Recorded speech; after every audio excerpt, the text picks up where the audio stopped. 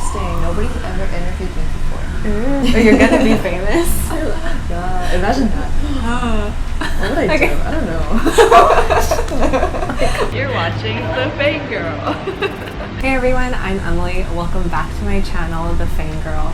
So I am someone who talks about tech in Singapore, traveling overseas, and just lifestyle things. So today I'm actually joined by my wonderful friend Jane. Hi. Who's here from Korea. She just has a lot of insight on what it was like to come to Singapore 3 months ago. So to start things off, Jane, why don't you tell us, what was your experience coming to Singapore this year? Yeah, so before coming to Singapore 3 months ago in July, I actually came from Seoul, Korea. I was working there, that's my background. But basically I got a new job that was handling Korean market in Singapore. So that's how I relocated. But given the times, it was just a lot of hassle going through the visa and all of that right now. And I know there's not a lot of people coming to Singapore right now because of all the complications. But yeah, it was an interesting experience relocating during COVID. Yeah. Would you also say it's difficult to get into Singapore right now because of the job movement, COVID situation, but people are still coming in, right? I know for sure there's definitely a need for companies to hire people right now, because a lot of expats also left Singapore because it's just such a small country and people not being able to visit home or something like that made a lot of expats to leave. So there's a lot of labor force that are needed in the country right now, but logistically it's just very hard for foreigners to move over at the moment. I actually signed the offer for my new job almost end of 2020, very beginning of 2021. But when I actually got here, it was end of July. So it took almost half a year for everything to go through, and all the visa sponsorship and the things that my company was willing to do for me, it was pretty a complicated situation. Yeah. I will say the process is quite rigorous and very process driven. So it's not impossible, but I think you're definitely looking for people with very niche skill sets, right? Yeah, for sure. In my case, I think they wanted people who knew a lot about Korea market and who was able to speak Korean. And mostly that's likely going to be a Korean person who worked in Korean market. So that I had an advantage on. But I know even now, even for my own team who's looking for Korean people, they would be considering Koreans already in Singapore just because the process is very long and it takes time for them to come over these days. Gotcha. Yeah, and then when you arrived from Korea to Singapore, what was your initial impression, or what was your thoughts when you just landed and you're oh my god, I'm in Singapore now? Yeah, so basically my ideal situation was that I would have been able to come here a year before just to feel it out if I could live here or something like that, but whole 2020 I couldn't do that. So so basically I came here without having ever been here, never even traveled here, and here I come just gonna live here and have a new job and everything. So my impression was that, I don't know, I honestly think it's one of the easiest countries for expats to settle in, because I've lived in other countries before where I haven't lived in before, but everything's very convenient, the public transport, or even at work there's so many expats, so people kind of know what it's like to relocate in general. You should get more context around your background too, because you're Korean, but you're also Westernized. That's true. Yeah, so my background is that I also did some growing up in Colorado, Denver, and also about my working background as well. I started my first job in New York actually as an intern, but that was my first job, and then I also did some working in Stockholm, Sweden. But my first full-time job, I would say, was in Seoul. But I do have exposure to various working backgrounds and what it's like to be an expat before.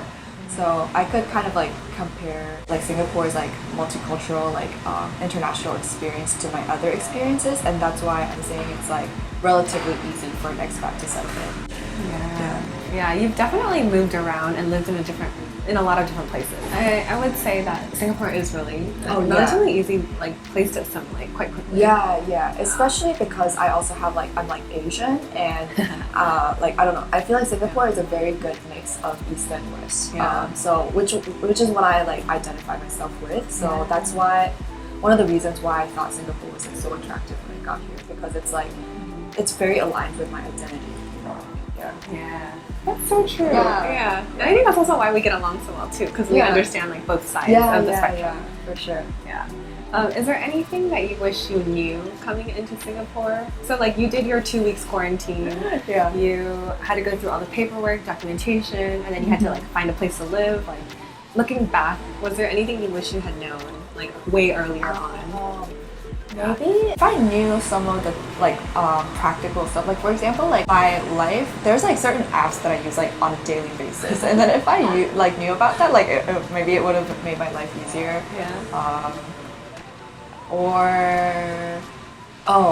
And I didn't know Singlish was a thing before like I got here. But then I knew it was a thing, but then I didn't really know like it was a big thing. So that was part of the culture shock that I had when I got here. It's like, are they speaking Chinese or are they speaking English or like But then I look like I'm from here. Like they can't really distinguish. So I encountered that a lot sometimes.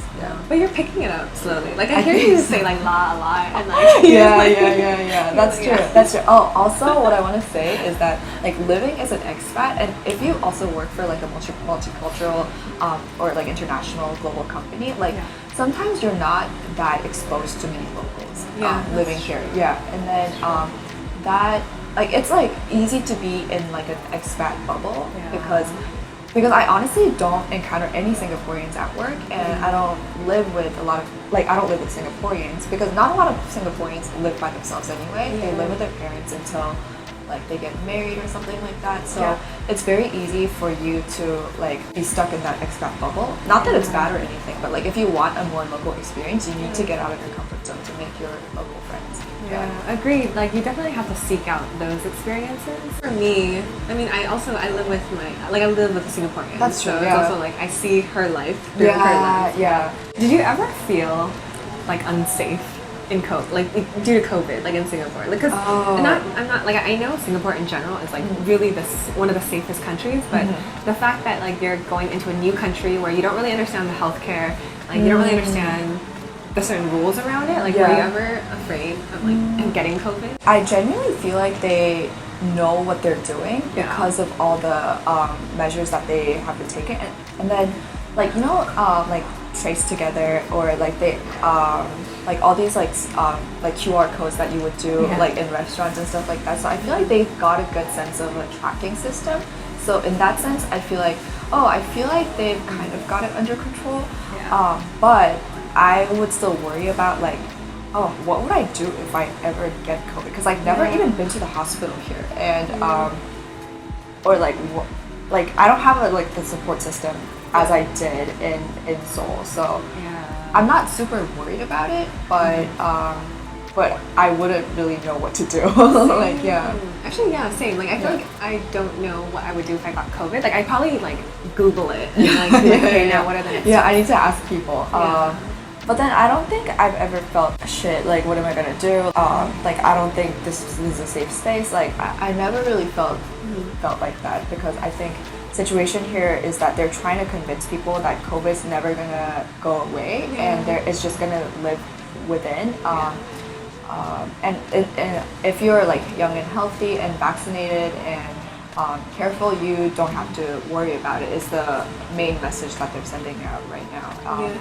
That with Corona thing. I think that's kind of unfortunate, because like COVID is really going to just be here to stay. It's going to be like the flu, and so I think they're already rolling out like booster shots. They are. So like Singapore has done a really good job like containing it, and I don't know, at some point like I do think we have to move on and live on, like continue with our lives. But I personally never felt like unsafe with COVID, but I think I did panic in the beginning when everyone was hoarding toilet paper. I was like, oh my god, like I've never been in like this like post-apocalypse kind of thing. But then it was totally fine. What are your current likes and dislikes About Singapore. about Singapore in the moment? Yeah. My 3 months favorite in. about Singapore is the diversity. But this is like also personal because I've never really lived in another Asian country other than Korea, and Korea is a very homogeneous country. So like if you define diversity, like maybe Singapore isn't as diverse as New York or LA, but then still for me, having certain expectations about Asian countries, Singapore is like as diverse as Asia is gonna get. So I really like that. You can't really assume people's stories here, like because everyone just comes from really different backgrounds, and because I like people who are like well traveled or like well cultured or who's traveled a lot, I guess, like just like me. So I find it really amazing that there's a lot of like-minded people here who's not really afraid to get out of their comfort zone. And because I met a lot of expats living in Singapore, they're the people who got out of their comfort zone, like living abroad. So that's really cool that I get to hang out with those people a lot. Yeah.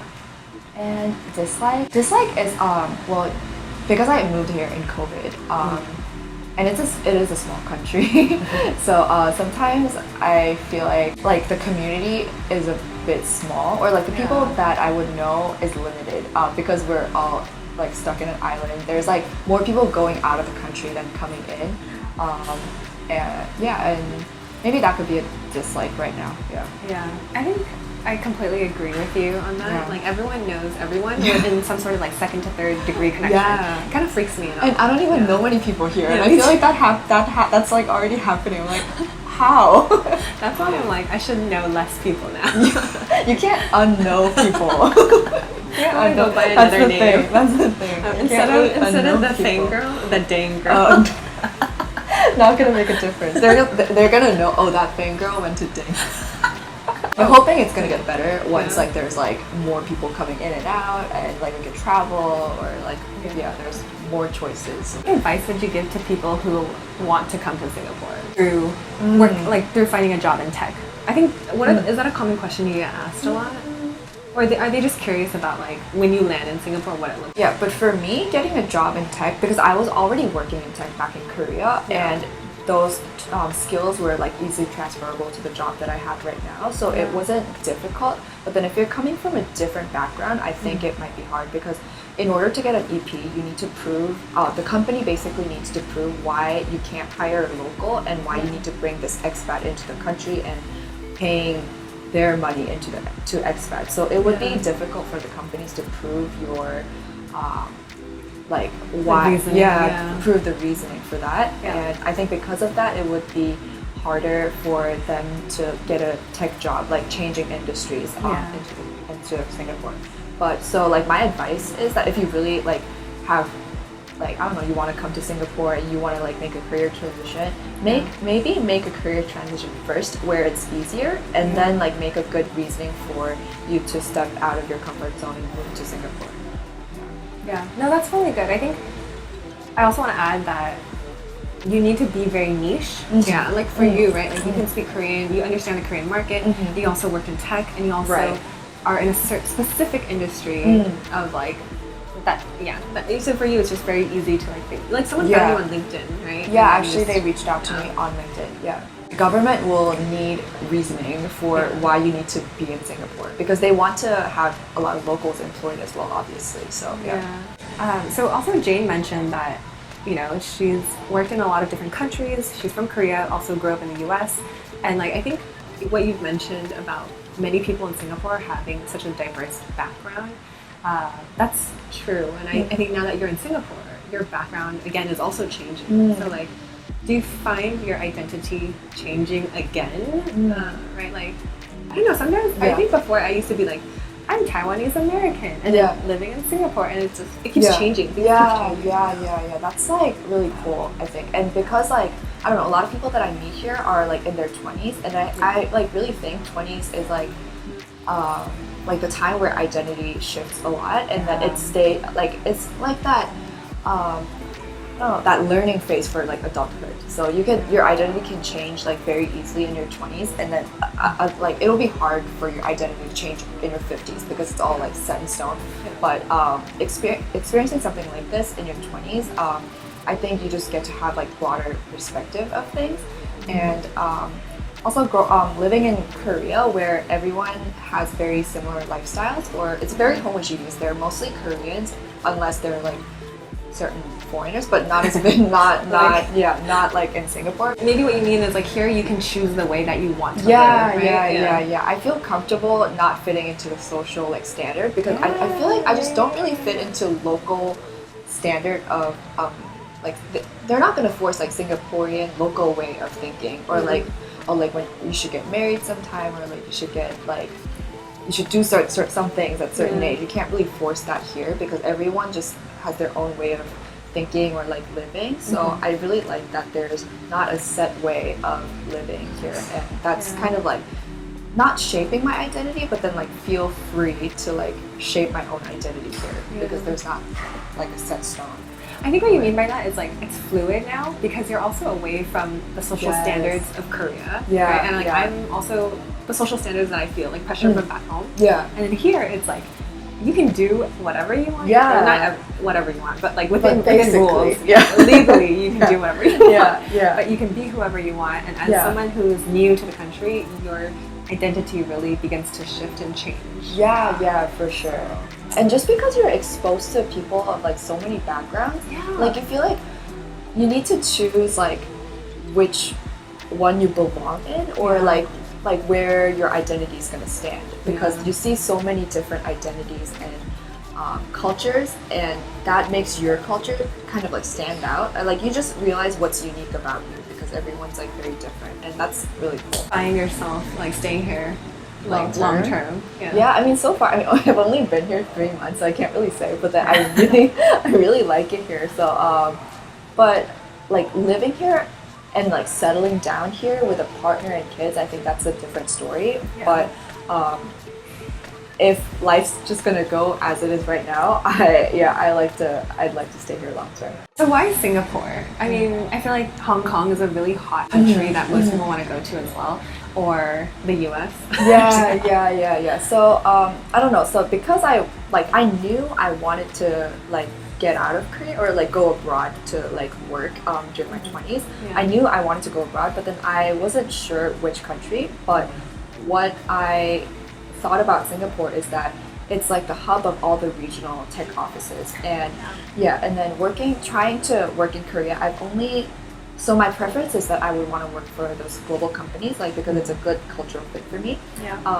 But they have rather smaller offices in Korea.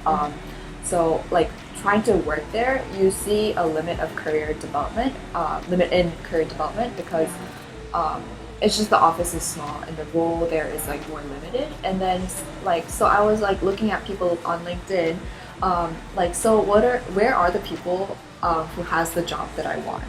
And then I realized in Asia that's all in Singapore. And it was like career-wise it just made sense. And knowing that it's a good mix of like West and East, I was like, oh, I think that I will like fit in there. So that made me consider Singapore as my first choice. I think one good telltale sign too is like obviously there's going to be sales offices in various countries because it needs to be localized. But when you start seeing like engineering infrastructure or like IT or marketing, or like also other different teams in Singapore, then you know the companies are investing way more money into like that specific HQ. So, and then like even if you start out as like a local sales or something, you can like you want more opportunities as you like grow in your job, and then it's always good to have an option within your own office. So I was like, oh, I think I would prefer somewhere that's like bigger and has more options for me to see. And it wasn't necessarily for me to like, oh, I want to get out of local sales, but it was more like I'm still like a junior, and then I want to see what options I could have in the future. And being in Singapore has made me be able to do that because I see a lot of people with like different jobs who has the same background as me, but like moved on to like more of a product role or like strategic roles or something like that. So last thoughts. So, I mean, obviously you've been here 3 months already. What are your general thoughts about 2021 now that we're wrapping it up? Right? Yeah, It's time to be reflective. Okay, wait, are we wrapping 2021? It's already That Q- is it's already crazy. Q4. That is Q4. I always go by Q1, Q2, Damn, we are wrapping 2021 up. So, yeah, reflection time. What has 2021 taught you? Well, 2021, I would just like, because I made such a big change in my job, my life, I'm just like basically relocated my everything to Singapore. So that is a big step. But I would say what I'm feeling about 2021 is that Singapore started to like open up their like VTLs to like other countries, and then I see some good signs of things getting back to normal. So it's getting me hopeful. I feel like 2022 things might be better, and I might get to travel more, and so I'm hopeful. That's my impression. You know, fingers crossed. If you like this channel, please like, subscribe, and follow. Yeah. Reach out to Jane. Yeah, my Instagram handle's down there. Yeah, down there. I'll add it. Okay. No creeps though. No. Okay. All right. Thanks everyone. Bye. Bye.